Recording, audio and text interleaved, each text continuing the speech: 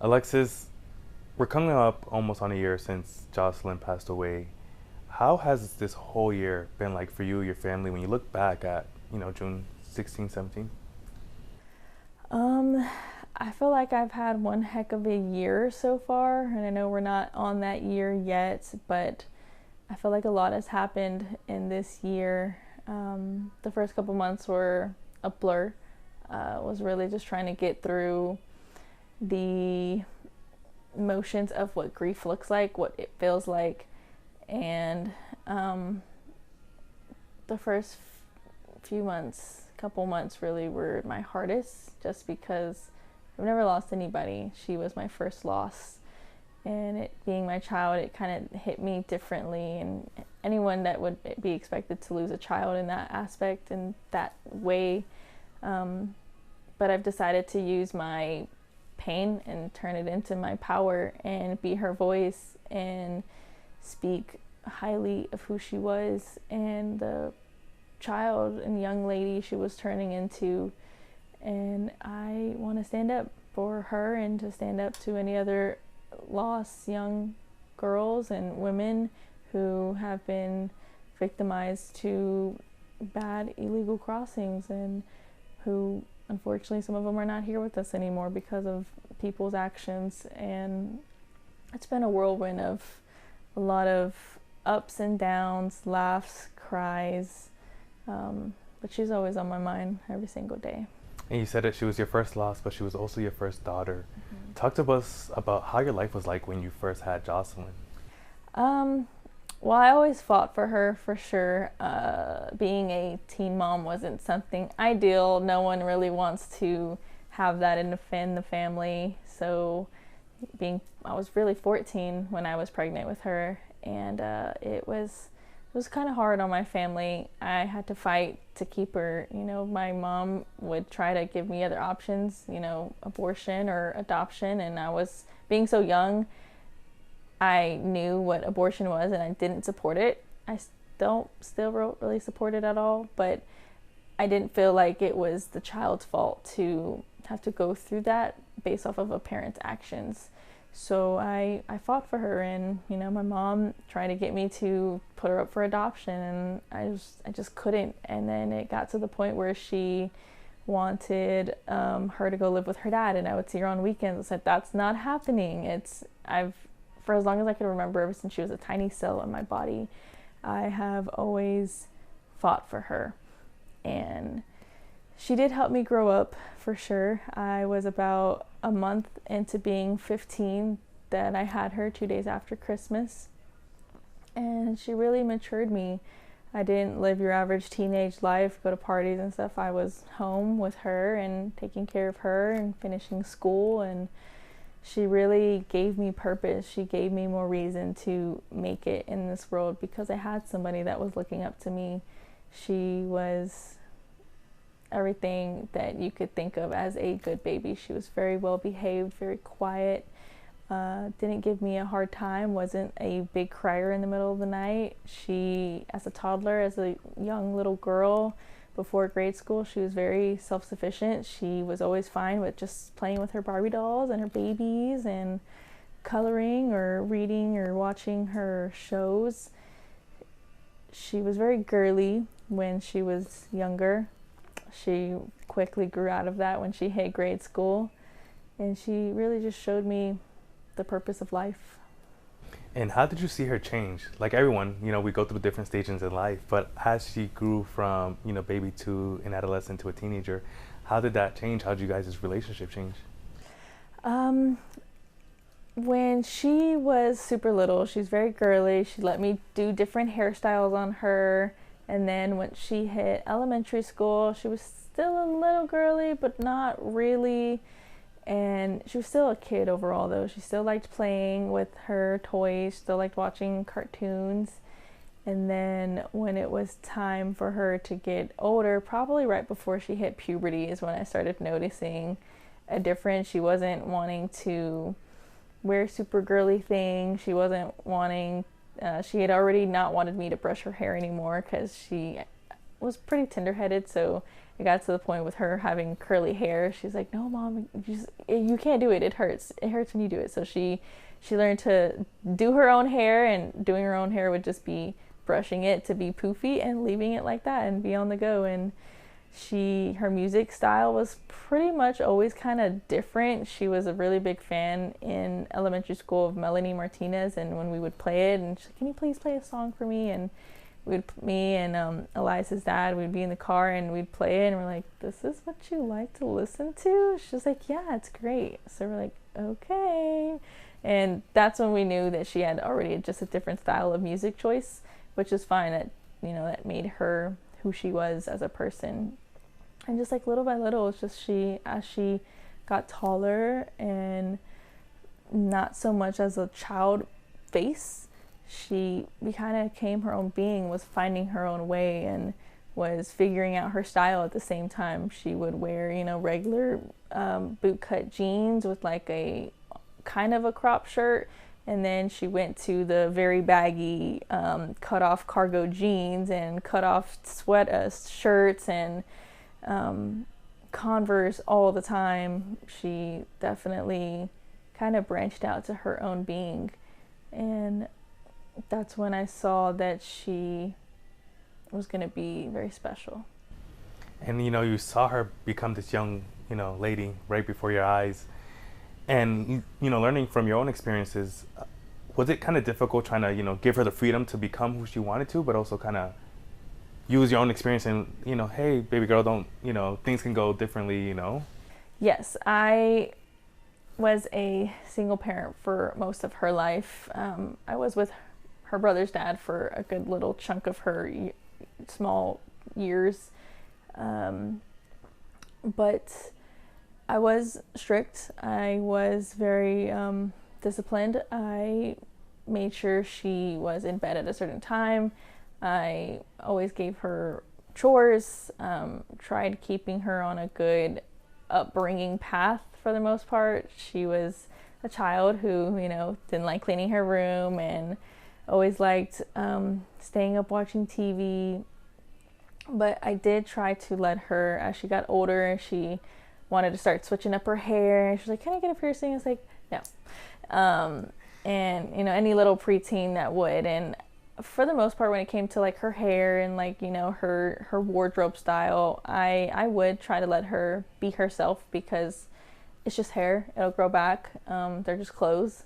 They may be a phase and she may grow out of it.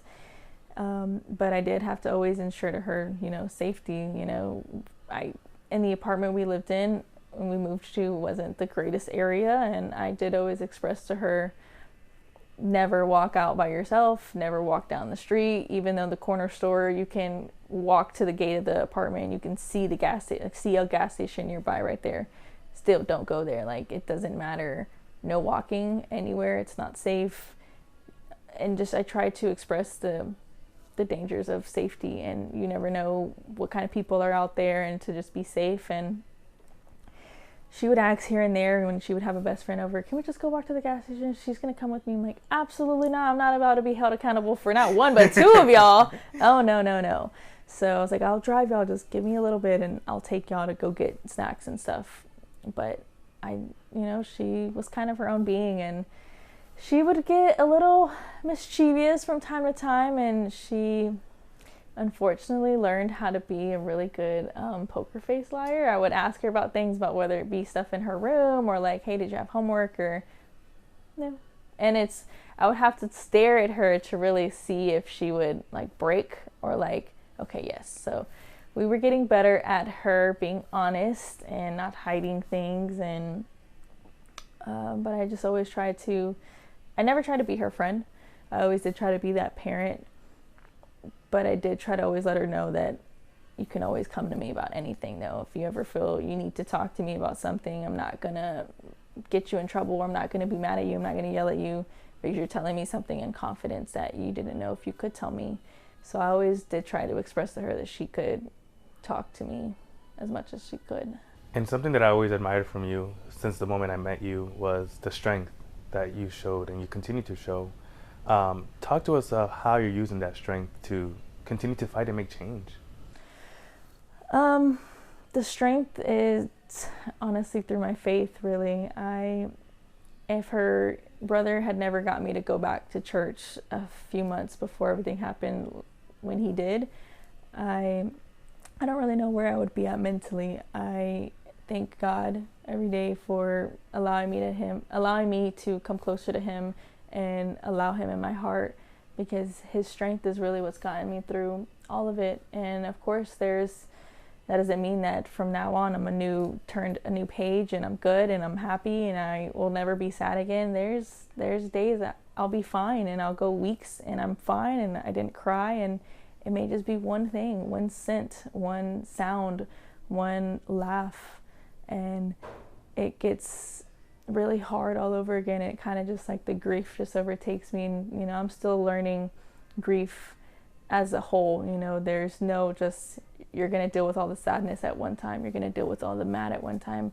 I can be sad in one moment and then be angry the next. It kind of just varies, but I've learned that I am making change and I'm making a positive impact on people, and I do have a ton of people who stand behind me and let me know that they do support what I'm doing. And no matter the people who are negative, or no matter the people who want to bring me down and see my downfall, just because I'm bringing things to light that they wanted to stay in the shadows, they remind me to keep going, that let that be my ammunition to keep going. And I feel like I am speaking testimony to know that no matter the tragedy that I've gone through, there's such blessing that came from it. And as much as I would love for her to be back, and if I was ever given the opportunity to, would you take it all back just to have her? Of course, immediately I would go back to being a nobody and go back to working my 9-to-5 job and trying to make it, and just knowing that I get to have her again. But there's a reason she's not here anymore. God loaned her to me for a moment. She was truly never mine. She was always his, and she was allowed in my life for a moment in time to teach me things, to teach me patience, to teach me maturity, to teach me strength and love. And I think that is what has kept me going for the most part, and having the amount of support from all my family. We've always been family oriented, but I think this is what's drawn us all closer together. We really see how precious and valuable time is, and you never know when it's your last day. And I take very good pride in that, and I always try to still live my life to the fullest, because as much as I sometimes do feel guilty about going to a concert or going out to have fun with my friends, or I feel guilty to even just have a good time or go do stuff with just me and Elias, and she's not here, I still remind myself that she wouldn't want me to be sad and crying all the time. I read something the other day that any of your loved ones that pass want you to live life to the fullest. They want to have you live your life so full that they feel it from where they're at. And that's the mindset that I try to keep. And of course, there's times I'm in sorrow and I'm sad, and there's times I still can sit and just shake my head like, wow, I can't believe you're still not here. Sometimes it just feels like she's on a long vacation, and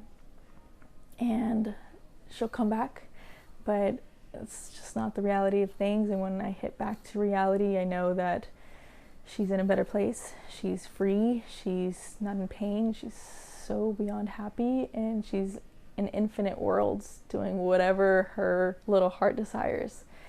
And just knowing that she's in the hands of Jesus is what keeps me going, to know that I will see her again one day. And how special is this room for you? It holds a very big value in my soul. I knew my lease was actually coming up at the end of August of that year, and I wasn't ready to move back into another apartment with just me and her brother. I knew the silence was going to be different. When it came to us three in my apartment, she was the loudest of them all, of us all. I would hear her giggling. I would hear her with her videos or like her movies, or her on the phone talking with her friends. I always heard her the most, and I wasn't prepared for the silence that was going to be different.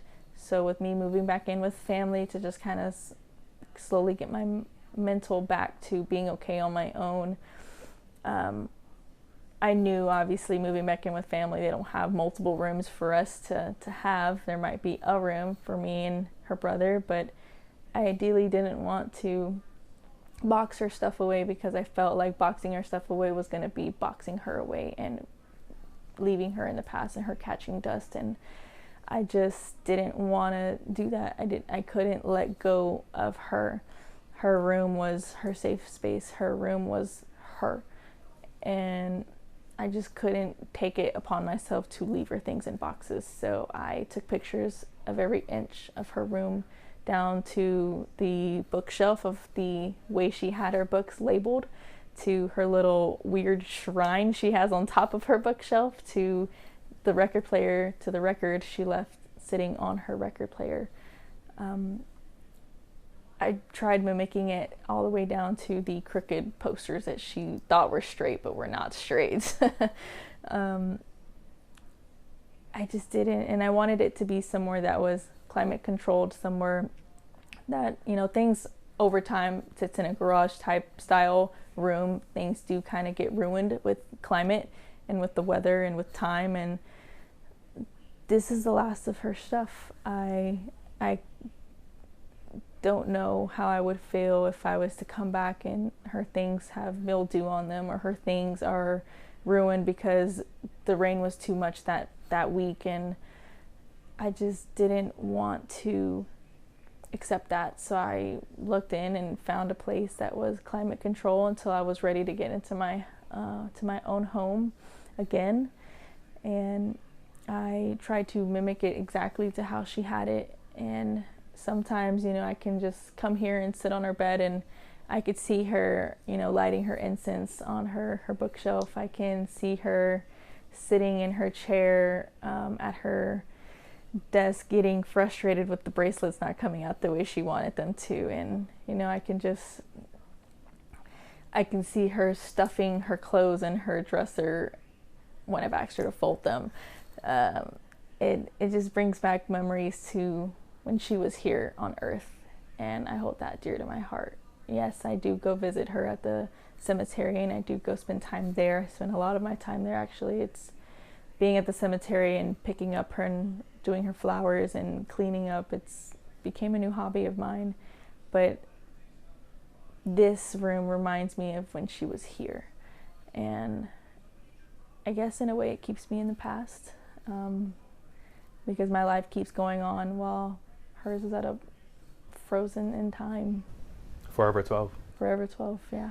And Alexis, you had so many people reach out to you since Jocelyn's death, but I would say none bigger or, more poignant than President Donald Trump. Talk to us about when you heard that voicemail. What came to your mind? I almost thought it was like a prank call for a second, just because it's like, there's no way a possible president is about to call my phone.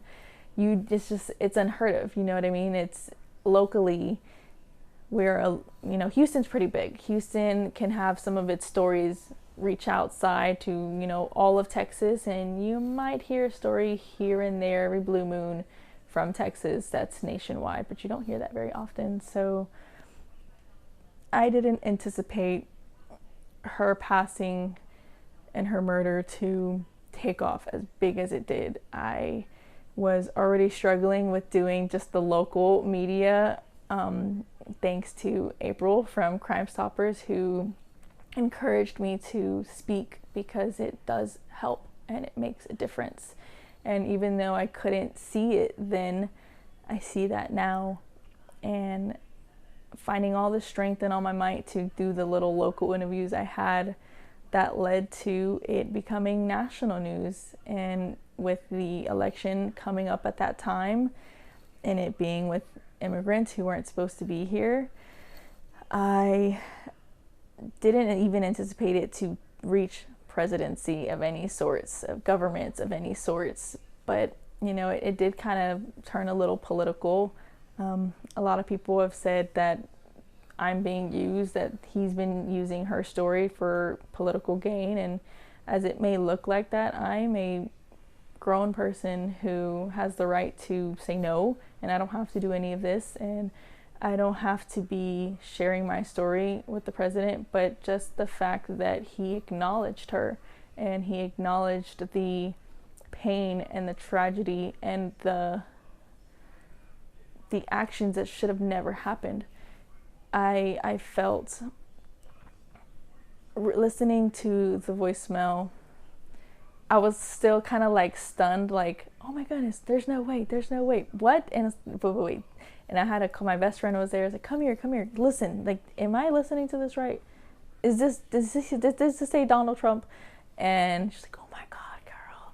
I was like, that's crazy, girl. And I'm like, sometimes I still talk to Jocelyn like she's here. I'm like, Jossie, what the heck is going on right now?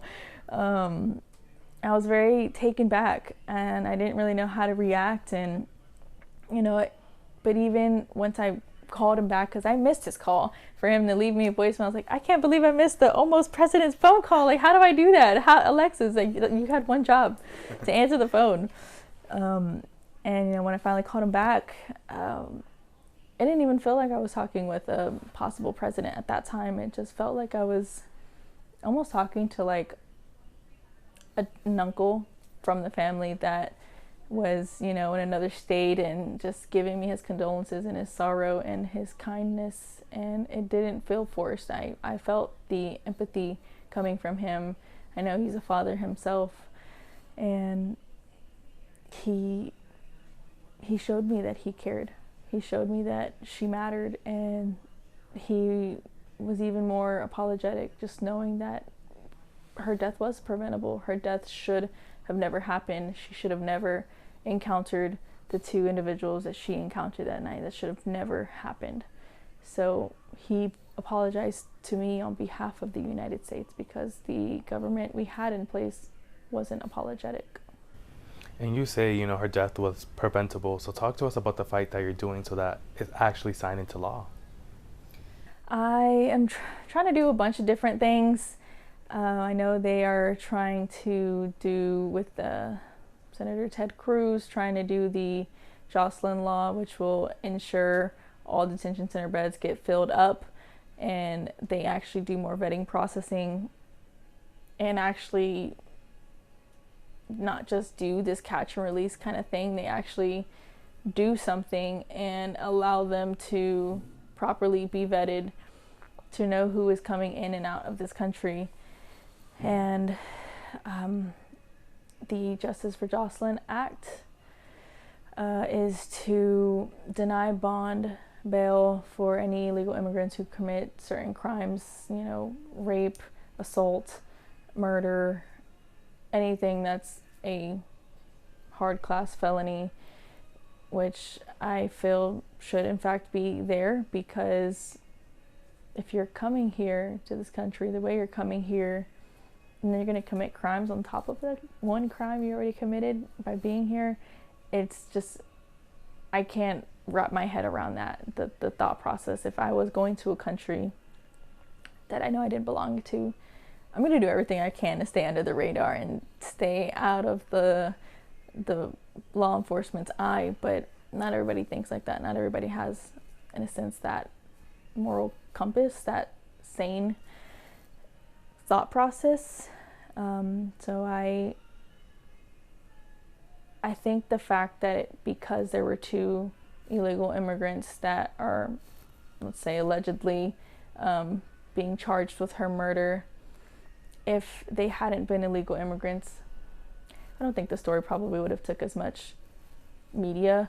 It's the fact that it's two people that don't belong here. And I know as Americans are not that much greater, not that much better. We have people here who are citizens who do very bad things to people, to their own family members.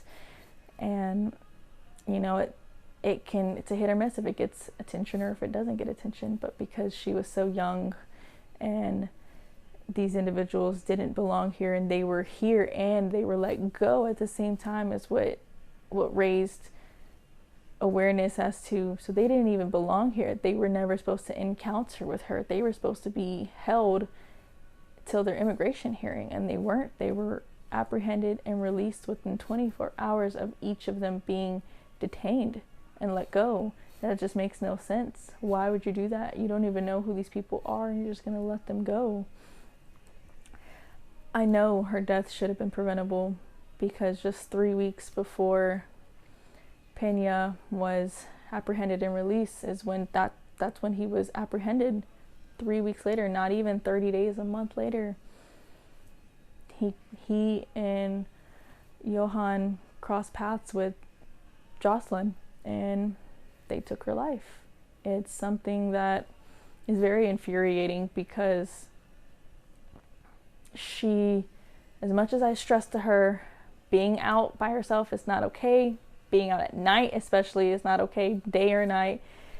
Regardless of that, she should have been safe enough in her community to do the decision that she made. Go to the gas station, go get something to drink, go get a soda. I tried not keeping soda much in the house because she would just drown a 12-pack in like 2 days. So, I didn't keep soda like that in my house, and she just wanted something carbonated and sweet, and she should have been able to make it back home that night, and me find out the next morning, and me ground her, me give her consequences, and she still be here, and her consequences not be her life. And as I listen to you talk about Jocelyn's impact on your life, I kind of see her as a teacher in your life. From the moment you became pregnant to when you had her, the lessons you learned, right before she passed away. How is Jocelyn helping you today? She is definitely who guided my path really, really early on. Before I got pregnant at 14, obviously I didn't plan to really be pregnant. I didn't plan to be a teen mom. That wasn't what happened. I made adult decisions as a child and came up with an adult reaction. And before, I honestly never saw myself having kids. I was like, no, I don't want kids. I want to travel the world. I want to go do this. I want to go do that. I'm not going to have kids. I'm just going to be that fun person that just travels the world. Well, God was like, no. We're going to humble you and sit you down. So that's what he did. And he gave me Jocelyn really early. And, it was early on, it was hard for me, because even my friends, people thought I was faking it and just trying to gain attention. So I lost a lot of friends, and I had a hard time my pregnancy, but she definitely taught me to gain something real. She was substance that made me me and made me grow and made me know that she does depend on me and she does need me. And her dad wasn't very active from the very beginning. It was very in and out her first couple years of her life. But I tried my hardest to protect her heart and protect her as a child and do what I could. And she's really taught me patience for sure. She's taught me empathy. She's taught me love. She's taught me strength. And now you're traveling within the U.S. You are, pursuing psychology. You're, pursuing buying a home. And all of this is, after your daughter's death. But do you feel that she has a hand in all of this? And helping you achieve so much greater? I do. I know she was, since me having her so young, obviously I'm growing up myself. I'm trial and erroring life myself. I'm still learning rights and wrongs. I wasn't the perfect young mom. I was a brand new mom, also navigating teenagehood and trying to make it and be a mom and finish high school. And I always kind of struggled in life. I always tried barely making ends meet. There'd be times where we were trying to make $20 stretch for a week and a half for food. We would take the bus a lot. I would walk her to school. Sometimes we had a car, sometimes we didn't. And she really was my ride or die through everything I've ever been through. She's been through life with me. We grew up together. She was the only friend I had for so long, and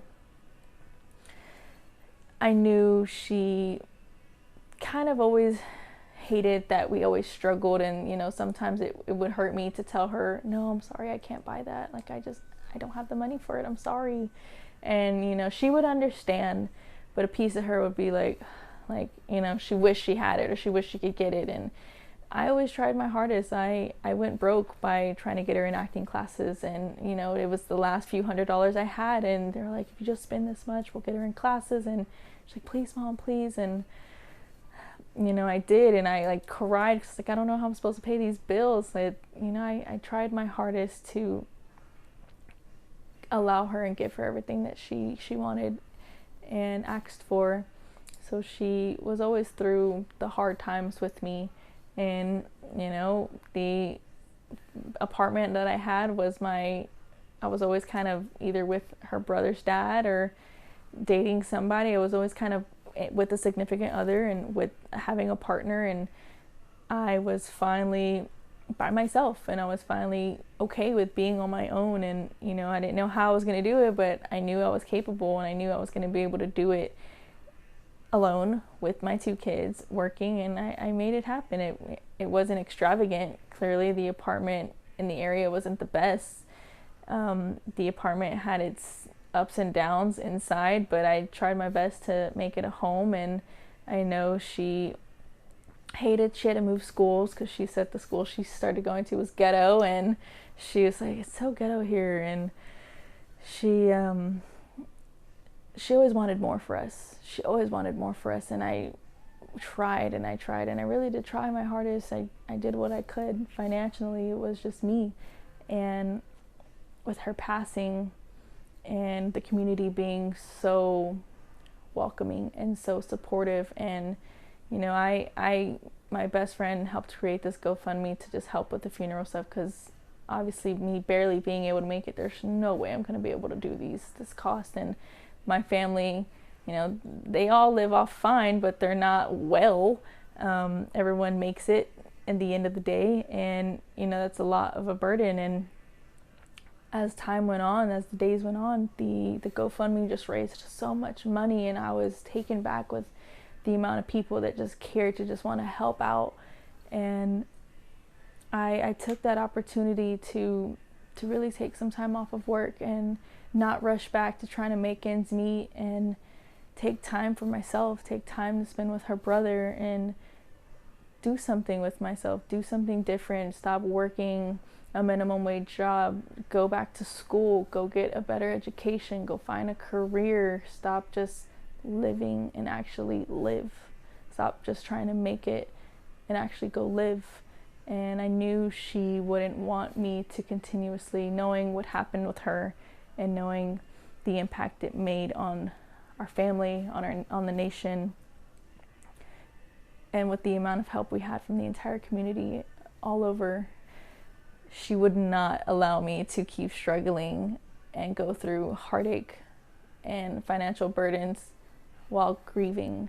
She would want her brother to be out of it. She would want best for her brother, and she knew we made it as best as we could while she was here. But her being gone, I know she would want the best for us and want us to make it out of it and get out of the ghetto, get out of barely making ends meet, and go do something.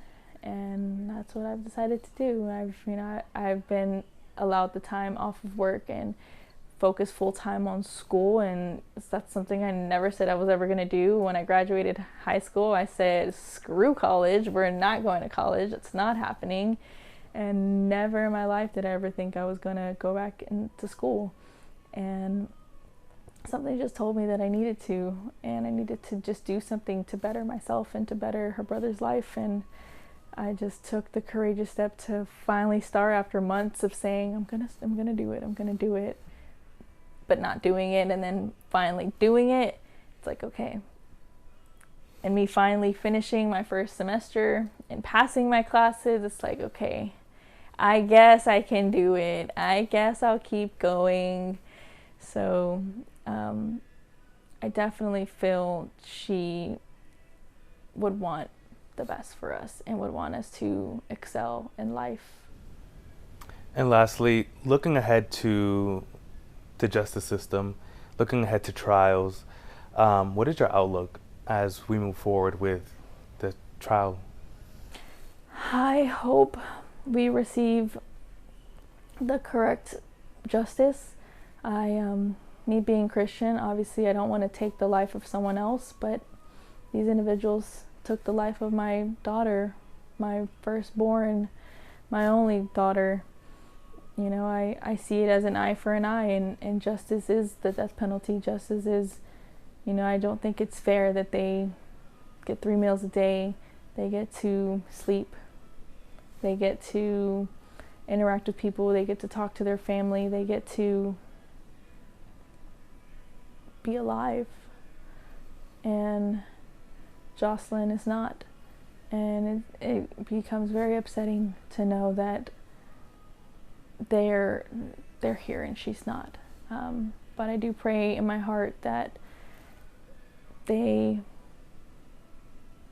have remorse for what they did. I hope she replays in their head over and over and over, because she was special, and I just want the justice that she deserves, which is why I speak as much as I can right now. I do every interview I can. I go do any conference that I'm asked to, or asked for my presence, or for me to just tag along and be a part of. You know, I've became a part of this Angel Moms group, a group I never asked to be a part of, but it's a group of amazing women who have lost a child. And you know, I speak as much as I can, because I do know when trial comes and it gets closer and we get a date involved, I'm muzzled. I can't speak. The last thing I want to do is jeopardize anything of that case.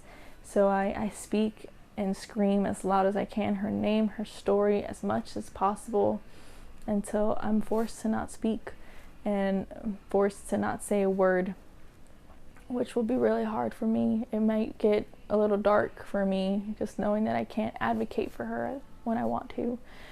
But I know it'll be all in the graces of God, and I just hope that whoever the jury is for each defendant, that they look at it and look at all the facts, and what if this was your daughter, your granddaughter, your niece, your sister, cousin, your best friend? What would you do? Alexis, thank you so much for just opening up yourself to us and allowing us in this sacred space. Is there anything else you'd like to add? I encourage everybody and anyone to go to the refuge. It's truly a beautiful place to be at. Oh, this is actually one of the shirts I got. It has her little name on they have the little logo name stamps on her shirts and the kind of merchandise and stuff that's there now. And it's incredibly peaceful there. It has just this ungodly amount of serenity and peace, and I just know if she was here, she would ask to camp out there every weekend. And it's beautiful. It really is. I just appreciate the amount of support I've gotten in solidifying who she was as a person, and knowing that she is a person. It's not just about the immigrants that took her life. It's not about the way they took her life. It's about a 12-year-old girl who had dreams bigger than herself. And I'm just here to try to make her dreams possible as much as I can. Thank you so much. Thank you.